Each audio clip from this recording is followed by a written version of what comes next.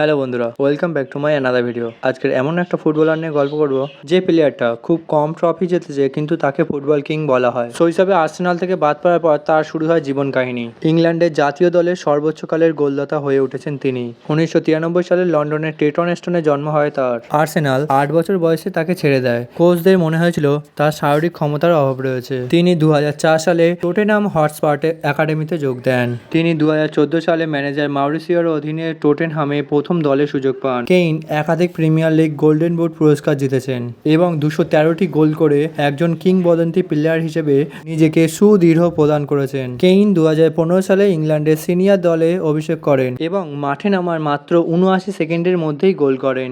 2018 সালের ফিফা বিশ্বকাপের আগে তিনি ইংল্যান্ডের অধিনায়ক হন এবং ইংল্যান্ড সেমিফাইনালে পৌঁছালে 6টি গোল করে তিনি গোল্ডেন বুট জেতেন।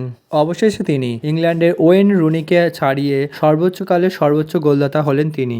2023 সালে আগস্টে কেইন 100 মিলিয়ন ইউরোর বিনিময়ে জার্মান ক্লাব বায়ার্ন মিউনিখে যোগ দেন, যা বুন্দেসলিগার ইতিহাসের সবচেয়ে বড় অঙ্কের চুক্তি। তাকে গোল মেশিন বলা হয় কারণ জার্মানিতে তিনি তার অসাধারণ ফর্ম অব্যাহত রেখেছিলেন, প্রচুর গোল করেন এবং এক মৌসুমে 61টি গোল করে জার্মানির বর্ষসেরা খেলোয়াড় পুরস্কার জেতেন তিনি।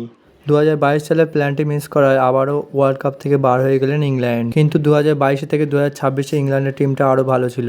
টার্গেট একটাই, 1966 সালের পরে আবার ইংল্যান্ডকে ওয়ার্ল্ড কাপ দেওয়া, কিন্তু সেমিফাইনালে আর্জেন্টিনার কাছে 2-1 গোলে হারলেন ইংল্যান্ড। হ্যারি কেনের ওয়ার্ল্ড কাপ জেতার স্বপ্নই থেকে গেল। হ্যারি কেন 2019 সালের জুন মাসে তার ছোটবেলার প্রেমিকা কেটি গোডল্যান্ডকে বিয়ে করেন। তারা পূর্ব লন্ডনে একসাথে বেড়ে উঠেছেন এবং একই হাই স্কুলে পড়াশোনা করেছেন।